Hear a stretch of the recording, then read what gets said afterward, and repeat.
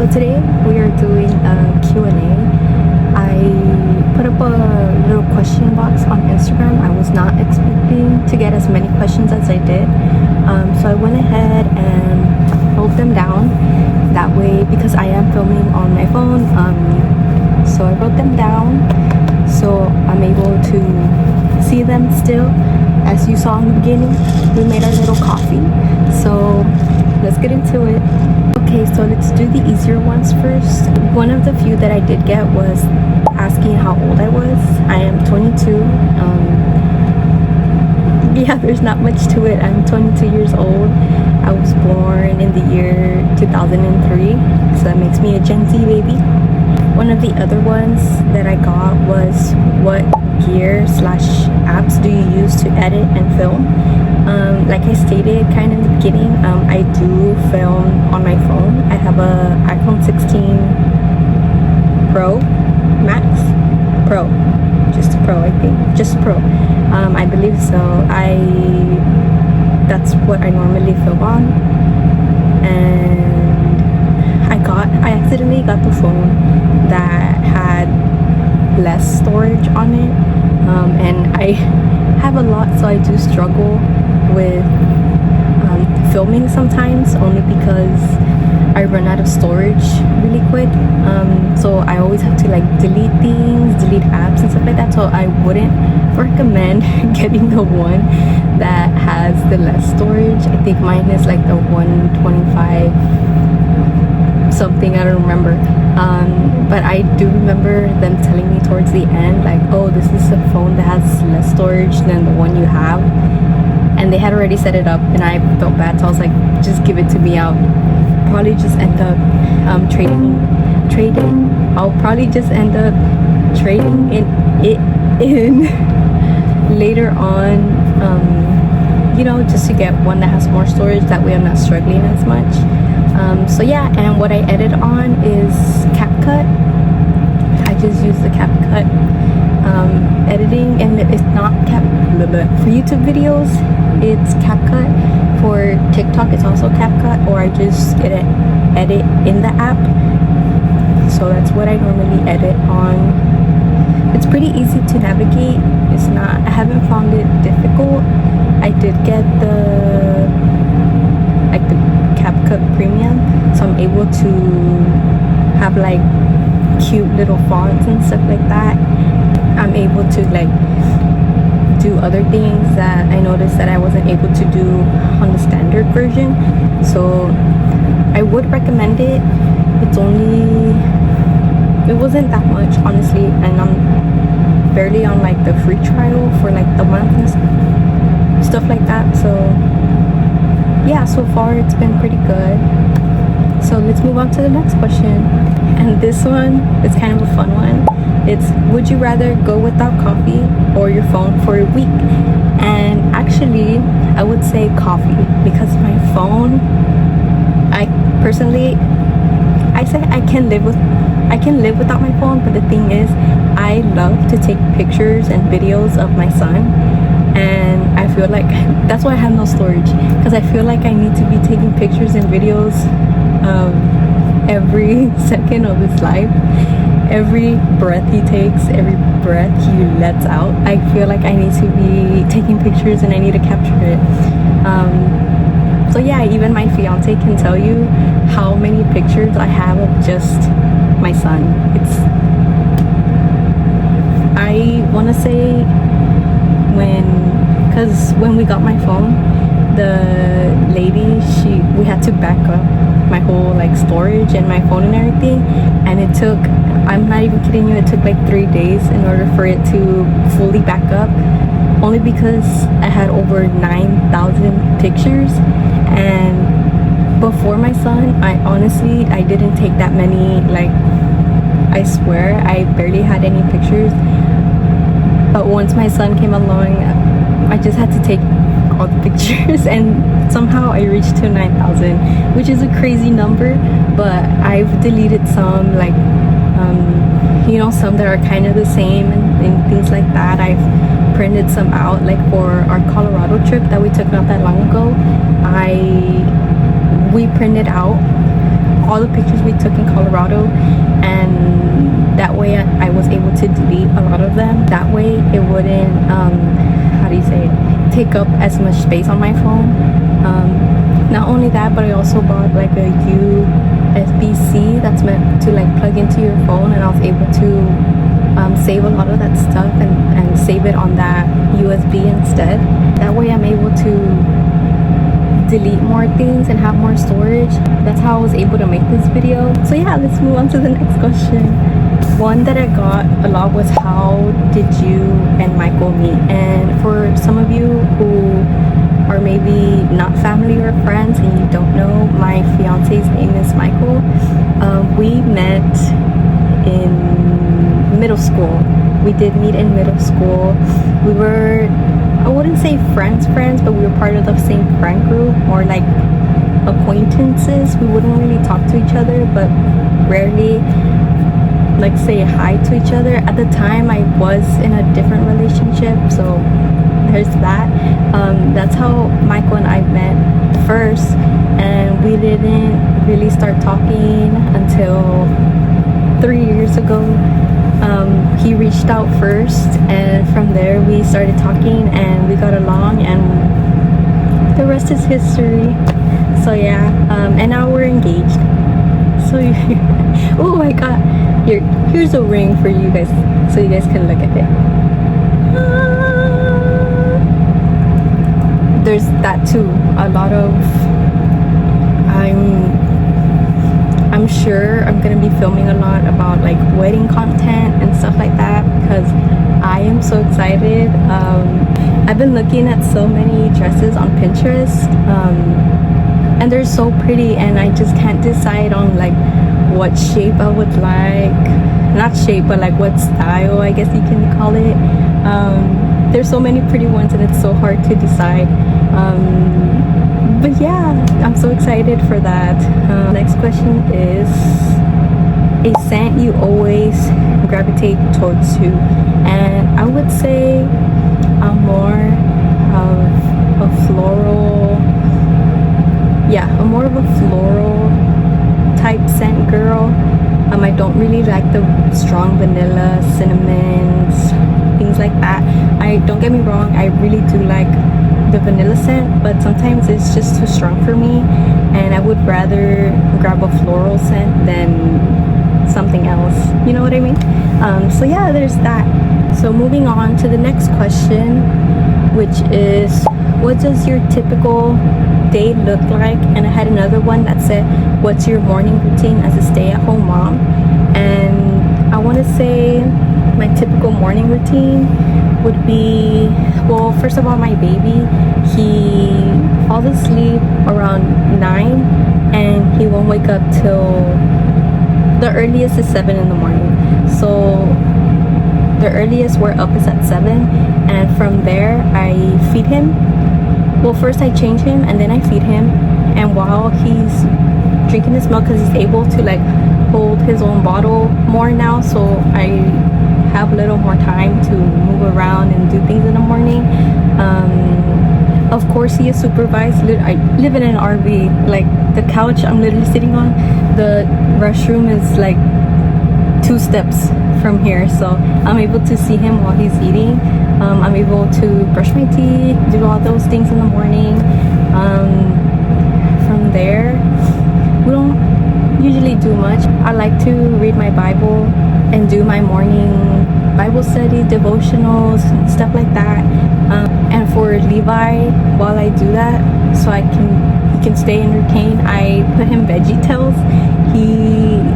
I've noticed that he really likes Veggie Tales, and that's one of the only cartoons that really makes him sit still, which is a good thing, I guess. I honestly don't. I try not to put the TV as often, but in the mornings I'll put it on just for a little bit, and then once I'm done doing the things I gotta do, which is honestly doesn't take that long, I just turn it off, and then from there I just spend the day with him. He's up from his nap. Let me go get him. Look who woke up from his nap. Say hi. His hair is all messy, but yeah, I don't remember where. Morning routines, right? From there, that's usually what my morning looks like. The rest of the day is normally just trying to keep Levi entertained because he does get bored very easily, and I'm starting to find it a little harder on how to entertain him, only because there's only so many things I could do, from dancing, from screaming with him, to playing with his toys. That's kind of what the day looks like. And around 4 I start making dinner, or around 4-ish going to 5, because my fiance gets out of work at 5:30 and he's normally home by 6. So from like 4-ish going to 5, I'm working on dinner, and that's pretty much it. From there, he gets home, we eat. At 8 is Levi's last feeding, so that's when we normally take him a shower, take him a bath around like 7:30-ish. At 8 he drinks his last bottle, and then at 9, around 9 is when he knocks out for the rest of the night. So I want to say we're pretty lucky for that he goes to sleep pretty early, and I honestly don't mind that he wakes up early, only because it lets me do a lot more during the day. So yeah, there's that. So one of the questions was, how do you handle mom guilt? And mom guilt, I don't, not that I've never experienced it, but I know there's times when at the end of the day, when everyone's already asleep and it's just me and my thoughts, I'll think to myself like, man, I could have done this differently, or I could have done that. Or for instance, when my fiance and I go out with just him and I, and we leave Levi with one of his grandparents, when I'm out and about with my fiance, I'll think to myself like, man, I feel bad, guilty, sort of, like my son is like over there and we're over here like living life, whatever, just, and we're really just like going to go run an errand, and I feel bad for not bringing him along. But how do I handle it? I just try to give myself some grace.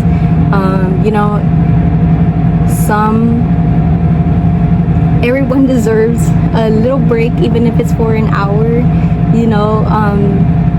We as moms, not just moms, but like dads as well, we all do a lot for our kids, and I know that. And sometimes mommy and daddy want a little break, so doesn't mean I love this kid. I love this kid, and I would do anything for you. Yes, I would. Okay, so next question is, how do you find me time in your day? So normally I would find me time when Levi is napping. During the days, his naps are not that long as they used to be at first. He is 6 months, so his naps now are 20-30 minutes. If we're on a good day and for some reason he wants to nap for an hour, then there's that. But yeah, I do find me time here and there, mostly when he's taking a nap. Sometimes when my fiance is here, I'll find me time to do like some skincare and stuff like that. Once he's down for the night, I'll do like my skincare and stuff like that before I shower, and things, just little things like that I find some time to do. Here's a little coffee break. Next question. What's the biggest challenge of being a stay-at-home mom that no one talks about? So what I found challenging is I've always been the type of person where I'm not like, I don't not that I don't, because now I've found some, like, I've given myself grace for it. I used to, before Levi, I never, not that I never liked, but I never depended on someone to provide for me. So I was always working and, like earning my own money, and so that way I wouldn't like depend on someone else to do that for me. And that is something that I learned from a young age, I guess you could say, to not depend on anyone else to do things for you. And now that I'm a stay-at-home mom, it was challenging at first to just be at home and depend on my fiance to do all those things. But now I'm very grateful for where I'm at as a stay-at-home mom. I'm very happy that I get to stay with my baby and be able to see all his milestones and him, reaching all those things and learning new things and being able to spend all that time with him, because I know a lot of people can't do that. And I'm very grateful to God that we're in that position to be able to have me here at home with my baby. So yeah, I believe that was one of the biggest challenging things. And also at first it felt, well, even sometimes now it feels lonely at times, because I do live like 2.5 hours away from my family, and I was always around my family. I lived with my mom before I had Levi, and I was living with my grandparents for a time as well. So I was very family oriented, I guess you could say. So not being able to see them every day was very challenging for me. I know there was times where I would miss them a lot and I would start crying, but I've gotten used to it. The past few months that we've been over here, it's been like 4 months already since we moved out and we came over here. For those who don't know, no, I don't think anyone asked this, but my fiance does work in the refineries here in Corpus Christi. And we're originally from the Valley. I'm from Wasaco and he's from Mercedes. So yeah, we're 2.5 hours away from family. So we still try to visit them often, like around like two weeks. Recently we've had a lot of events going on, and so we've been going to the Valley a lot. So I've been able to see my family a lot so far. But yeah, there's that. So to the next question, how has your faith shaped the way you parent? So I don't think I've told anyone, or maybe I have, but my faith, ever since during my pregnancy, I feel like I got a lot closer to God, and a connection that maybe only moms understand, because now you kind of see like God's perspective in a way when it comes to loving your children or your child, because essentially, I mean, we are all God's children. So now I get to see in a way of how his love is unconditional when it comes to all of us. And it's honestly a really amazing feeling to have, not only because of that, but because I get to experience that unconditional love that I have for my son. So that was really something that shaped me during my pregnancy. And not only then, but becoming a mom and giving birth, and sacrificing yourself basically for your child. It's really a beautiful thing to experience. and I wouldn't have it any other way. I really wouldn't. The next question is, what's your favorite worship song right now? And that's a hard one, but I would say Yes and Amen. It's called Yes and Amen. That's what it's called. I would insert it right here. That way, yeah. It's always changing. So there you go.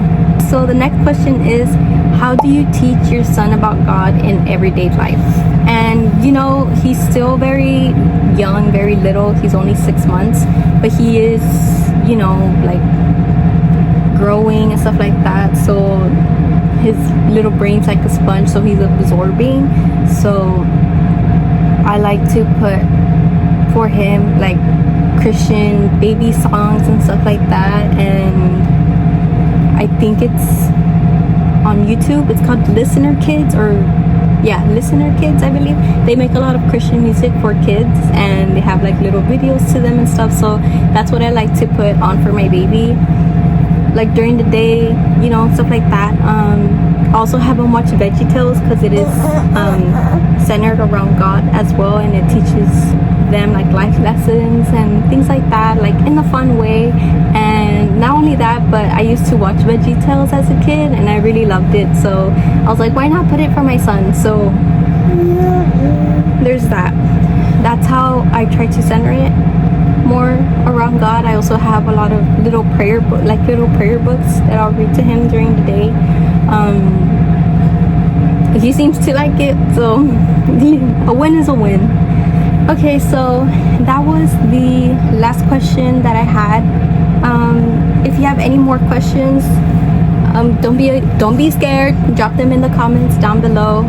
I will get to them whenever I can. Please let me know what kind of content videos you like to watch. This is only my second video on here, so there's that. Go ahead and follow my TikTok. I'm trying to grow to 1K followers on there. So yeah, there's that. I don't know what else to say. I still have my coffee, so I'm gonna go ahead and finish that, edit this video, and see what this little guy wants, because he's getting a little impatient. So yeah, thank you so much for watching my Q&A. It was fun going through all those questions and answering them as best I could. I know I'm kind of still getting used to talking to a camera, so maybe the things I say don't make that much sense. There you go. Or I stutter sometimes, so, and I say so a lot, and which I need to stop. I'm working on it. Give me some time. I'm working on it. But yeah, we'll see you next time. Say bye, Levi. Bye. Look, over there. Say bye. Bye. He does not care. We'll see you guys next time. Bye.